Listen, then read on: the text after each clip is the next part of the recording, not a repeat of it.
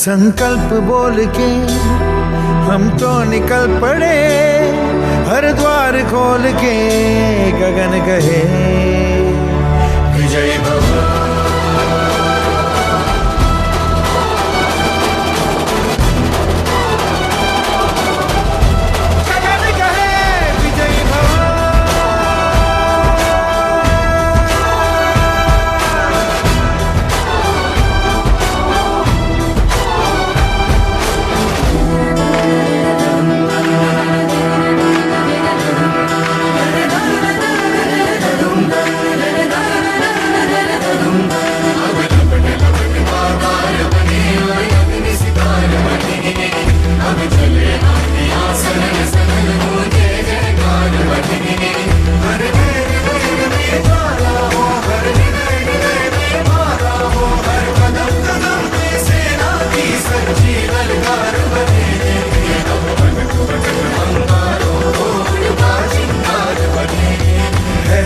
की सुरंग भटकी है रोशनी, है छटपटा रही रोशनी, गगन कहे विजय भव।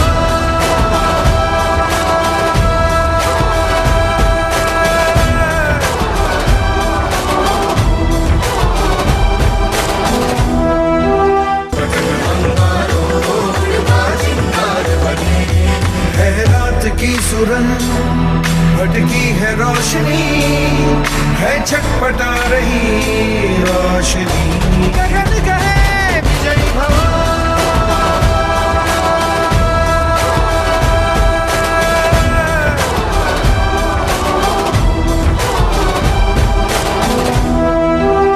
और नमस्कार, मैं हूं Anup Kumar भिंदल, film maker.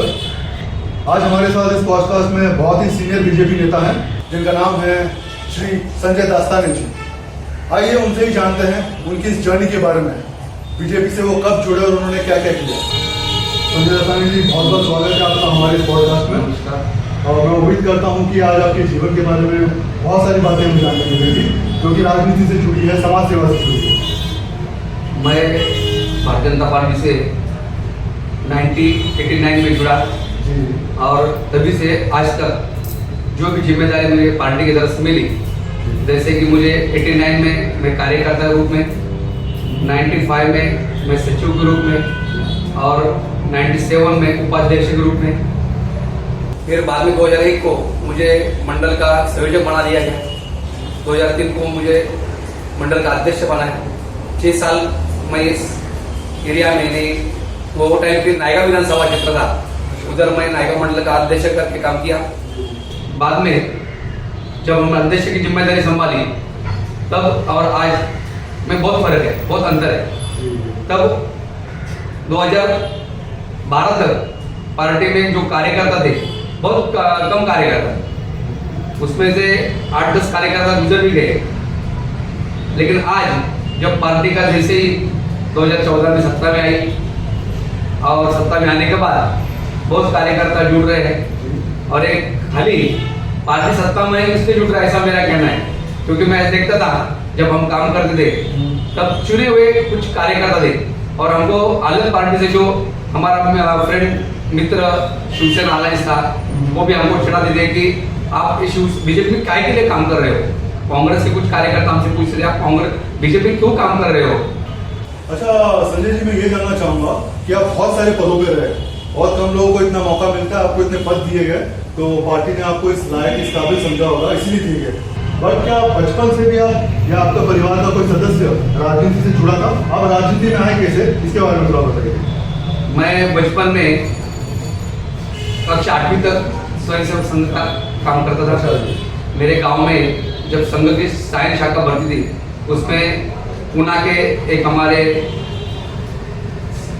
RSS के बड़े अरविंद जी ले हमारे आते थे और वो शाखा लगाते थे। तो हम रोज शाम के टाइम मेरे मित्र और हम सब शाखा में जाते थे, खेल कूद प्रार्थना हमें चलता था। और वैसे तो हमारा मेरे दादाजी है, वो दादाजी कांग्रेस से वो टाइम में बड़े लीडर थे, जो आज के पीके पाटिल है, उनके दादाजी और उनके पिताजी, उनके साथ मेरे दादाजी वो टाइम काम किया है। लेकिन मेरे दादाजी ने एक बोला था कि तुमको राजनीति में आगे जाना हो तो किसके आगे पीछे नहीं करना। अच्छा, आपके खुद के बलबूते पर जो भी आपको मिलेगा उसके ऊपर आपको संतुष्ट रहना। हाँ, तो संजय जी हम मतलब बचपन से ही जुड़े थे, आपके दादाजी भी जुड़े थे, तो ये जो राजनीति की भावना है, हमें कहूँ कि जो समाज सेवा की भावना है वो बचपन से आप में रही, और इसीलिए इतने साल हो गए आपको करते करते और सेवा करते हुए समाज की। मैं ये जानना चाहूँगा, भाजपा ने आपको कब पहली बार कौन सी बड़ी जिम्मेदारी दी? जैसा कि मैं बोला कि 2001 में इधर का कुछ कार्यकर्ता कुछ काम ना होने के बाद ये मंडल जो है वो पूरा लॉकआउट होने का आया है। लेकिन तभी हमारे जिलाध्यक्ष अभय सावरकर थे और वो टाइम के महामंत्री जो स्वर्गवास हुआ वो रमेश जोशी थे। तो रमेश जोशी ने बोला कि ये जो कार्यकर्ता है, गिने चुने कार्यकर्ता थे, मैं हूँ, गिरीश जगताप है, विवेक तळेकर, संदीप चौहान है, वो टाइम को मेरे साथ जो कार्यकर्ता हम जुट के इधर काम करते, तो जोशी जी बोले कि हम उनके पास जिम्मेदारी दे रहे और एक काम चालू है। तब से लेके मुझे जिम्मेदारी पार्टी चालू है। संजय दासानी जी इस वक्त बीजेपी मुंबई के धार्मिक आध्यात्मिक अघाड़ी के सह संयोजक है, बट इससे पहले भी वो पद पे रह चुके हैं कामगार मोर्चा के, तो उस पद के बारे में बताइए, फिर हम आते हैं अपने। कामगार मोर्चा का जब मुझे जिम्मेदारी दी गई वो टाइम हमारे अध्यक्ष बाबा कुलकर्णी जो आज पार्ला में है, बाबा कुलकर्णी ने मुझे वो पद दिया। वो टाइम मुंबई के बीजेपी के अध्यक्ष राजपुरी जी थे और उन्होंने और बाबा कुलकर्णी ने मुझे इस पर चुना दिया। और बाद में कामगार मोर्चा के माध्यम से मैंने एक जो शिंदेवाड़ी में रेशन का ऑफिस है उधर हमारे मैनेजर भी थे, वो साथ में मोर्चा निकाला। क्योंकि लोगों को वो टाइम सीधा जो मिलता है वो मिलता नहीं था, बहुत कंप्लेंट्स उनका आ रही थी। वो टाइम हमने मोर्चा निकाला। जो महानगर पालिका में जो आशाएं काम कर दिए, जो घर में जाके नोंदनी करना है वो काम कर दिए, उनका हमने आंदोलन किया के वार्ड में अंधेरी में। और एक बार रेशनिंग के बारे में हमने जो बॉम्बे सेंट्रल में उधर भी हमने मोर्चा निकाला। तो मैं संजय ये जानना चाहूंगा कि कौन से वार्ड से आप इस बार जो हमारे नगर पालिका के चुनाव है उसमें इच्छुक है? ये प्रभाग क्रमांक 200 जो बड़ा विधानसभा क्षेत्र में है। इस क्षेत्र में कैलाश मंदिर जो लेफ्ट सेंटर है उससे लेके टाटा कंपाउंड यानी महानगर पालिका एफ साउथ के पीछे जो एक टाटा कंपाउंड करके बड़ी गिरडी कामगारों की बस्ती है, उधर से लेके इधर वाड़ी हॉस्पिटल के पीछे बाजू बिडी चाल, होंडाई चाल, पुलिस ग्राउंड, ये सब पकड़ के बिडी अपना जो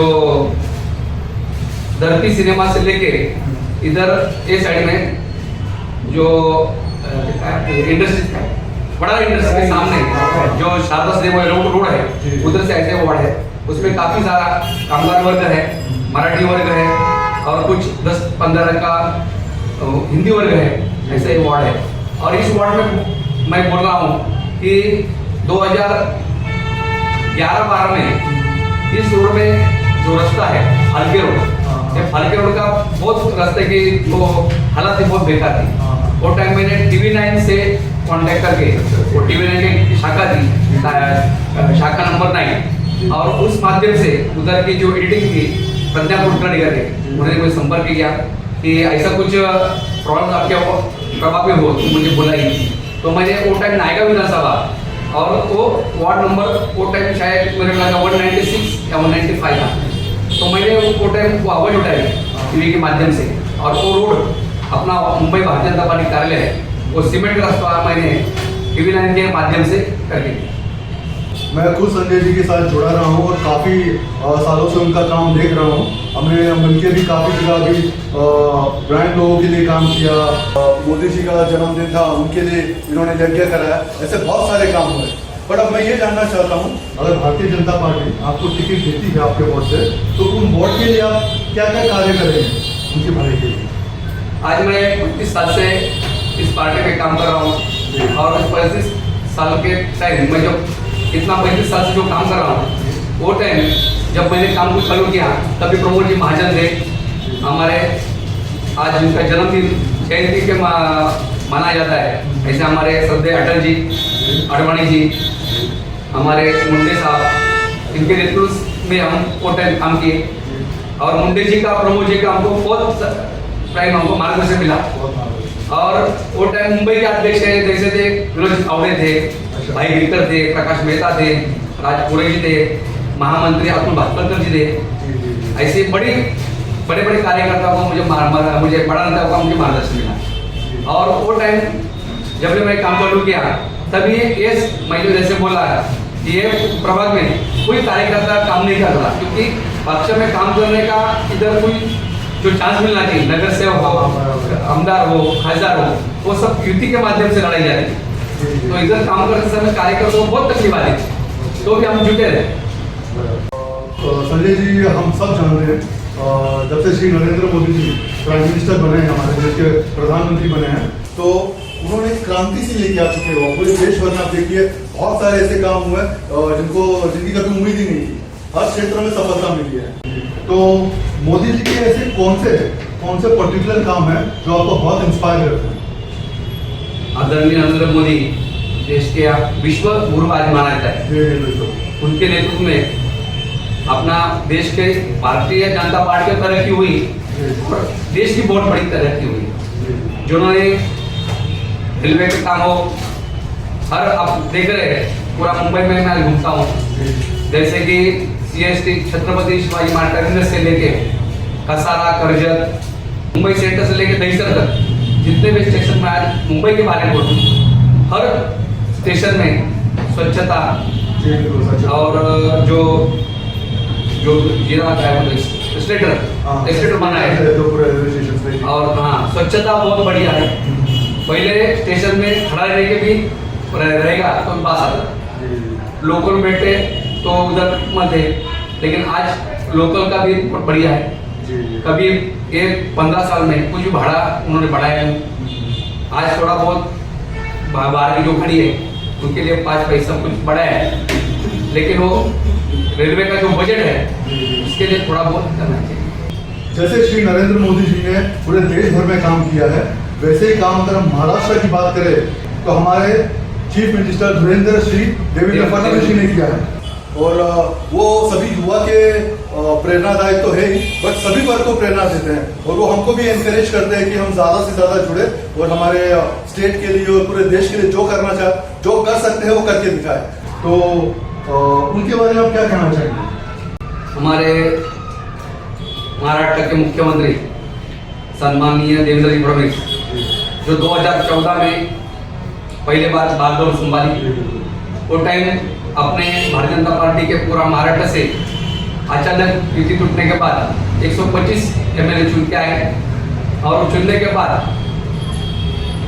वो टाइम की जो शिवसेना थी उसने वापस युति की और हमेशा देवेंद्र जी को तकलीफ दिया।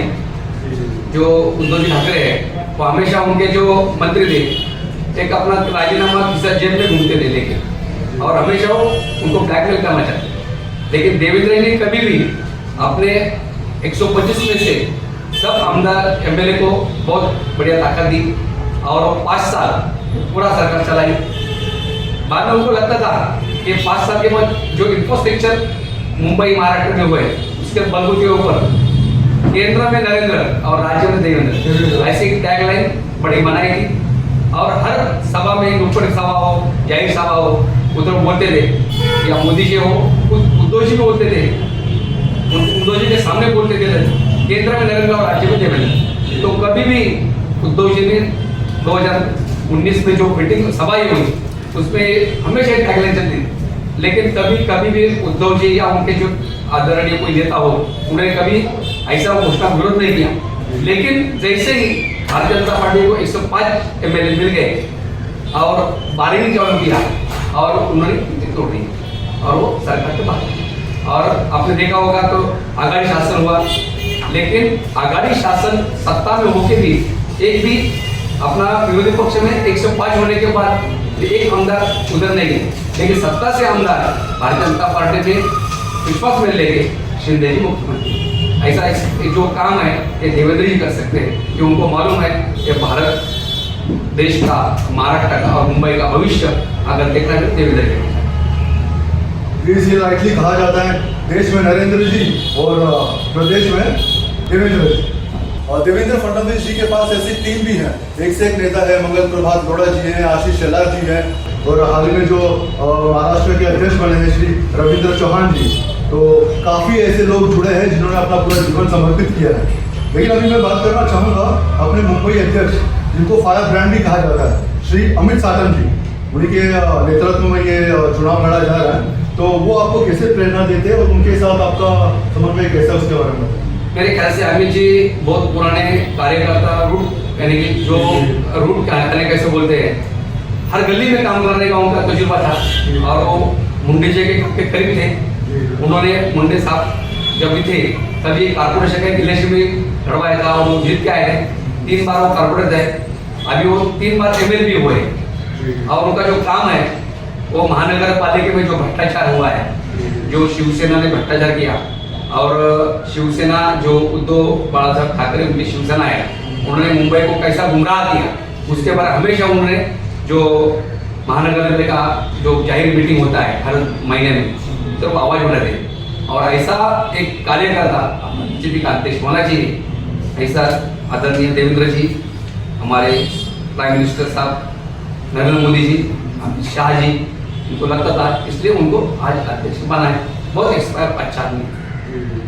नहीं, जैसे अमित साटम जी मुंबई के अध्यक्ष बने, उन्होंने एक नव चेतना भरी है सभी में, बहुत सारी मीटिंग की, बहुत सारे कार्यक्रम किए, और उनके अगर आप भाषण सुनोगे तो आपको पता चलेगा एक अलग ही ऊर्जा है उनके भाषणों में। प्राइम मिनिस्टर नरेंद्र मोदी जी हो या हमारे चीफ मिनिस्टर देवेंद्र फडणवीस जी हो, वो सबको प्रेरित करते हैं। जैसे मैं एक फिल्म मेकर हूँ, तो सिर्फ राजनीति में नहीं, वो हमें देशभक्ति की फिल्में बनाने के लिए या संस्कृति के ऊपर फिल्में बनाने के लिए प्रेरित करते हैं। बट अभी संजय दास्तानी जी को अगर पार्टी मौका देती है तो उन्होंने जैसे बताया बहुत सारा काम करेंगे। मैं स्वयं उनके साथ काम कर चुका हूँ, उनकी काबिलियत को देख चुका हूँ। एक बार वो फिर अपने वार्ड के बारे में बताएंगे। मैं संजय मंदाकिनी दास्ताने, इस वार्ड यानी प्रभाग क्रमांक 200 बड़ौदा विधानसभा क्षेत्र, ये वार्ड में बहुत सारी समस्याएं हैं। जैसे मैं एक उदाहरण के तौर पे वापस बोलना चाहता हूँ, हल्के रोड से हिंद माता तक और हिंद माता से लेके महानगर पालिका जो ऑफिस है एफ साउथ, उसके सामने तक पूरी जो बारिश है, वो बारिश में हमेशा कितना समय उन्होंने महानगर पालिका ने बड़े बड़े घोषणाएं की। वो टाइम 100 करोड़ का ब्रिटानिया प्रकल्प लाया 2012 को, कि इधर का जो पानी जो रोड पे आता है, जो वाटर का पानी सप्लाई होता है, वो पूरा रोड पे हमारे कमर तक पानी रहता है। हर घर के में पानी जाता है, किसके बिल्डिंग पानी जाता है। बहुत टाइम वो हालत लोगों की होती है वो टाइम। तो उसी समय से लेके जब भी उन्होंने बोला कि हम इतना प्रोजेक्ट लाया है, लेकिन आज के तारीख में भी वो अभी जो बारिश हुआ 3 टाइम हमारे कार्य करके एनपीसी में डाल के उनका अपना बिल्डिंग बनाए। बिल्डिंग का तो अभी हमारे देवेंद्र जी ने और हमारे यहाँ के एमएलए जो है कलेश कोडमकर जी, उनके नेतृत्व में मिनट साल में पुलिस के लोगों के लिए बना दिया है, घर बना दिया है। और अभी आने वाले समय में मैं करना चाहता हूँ कि पूरा जो सीमेंटिंग का भी काम हो रहा है और जो भी कुछ रोड होना बाकी है वो मैं करके दूंगा। मराठी स्कूल है वो चालू करने का मैं कोशिश करूंगा। जो सीमेंटिंग का भी काम हो रहा है और जो भी कुछ रोड होना बाकी है वो मैं करके दूंगा। मराठी स्कूल है वो चालू करने का मैं कोशिश करूंगा। अगर मुझे आने वाले इसमें पार्टी ने मेरे पास विश्वास रखा और मुझे उम्मीदवार देगी। संजय दास्तानी जी, हम आपको बहुत बहुत शुभकामनाएं देते हैं। पार्टी आपको जरूर मौका दे और हमें पूरा विश्वास है पार्टी अगर संजय जी को मौका देती है तो ये बहुत जबरदस्त काम करेंगे, वार्ड में भी करेंगे और पूरे मुंबई और प्रदेश के लिए भी करेंगे। बहुत बहुत शुभकामनाएं। जय हिंद, जय महाराष्ट्र, भारत माता की जय, वंदे मातरम, जय श्री राम। संजय दास्तानी जी, हमारे पॉडकास्ट में आने के लिए बहुत बहुत शुक्रिया। आज मैं अटल जी का जो जयंती है उसके बारे में उनको अभिवादन करता हूँ। और अटल जी जैसे अगर एक विस्फोट हमारे थे, जैसे अभी मोदी जी है, पहले अटल जी थे, आडवाणी जी थे, आज हमारे देश के एक धुरंधर नेता जो मोदी जी है, राज्य में देवेंद्र जी है और इधर हमारे रविंद्र चौहान जी काम करे और अभी हमारे मुंबई के अमित साटम हो, आशीष शर्मा हो, हमारे एमएलए कोडमकर जी हो, उनके साथ में मैं काम करूँगा। धन्यवाद। आप लोग जानते ही होंगे अटल बिहारी जी की आज जयंती है, जन्म जयंती, और बहुत अच्छे कवि भी थे। इन्हीं से हमें प्रेरणा मिलती है कविता की। मैं भी कभी कभी लिखते रहता हूँ, तो हम उनको भी आज याद करेंगे बहुत दिन से, अटल बिहारी जी को। आप देखते रहिए ये पॉडकास्ट। हम और भी बड़े बड़े सेलिब्रिटीज को लाएंगे और आपको जानकारी और एंटरटेनमेंट दोनों देंगे। रोशनी गगन कहे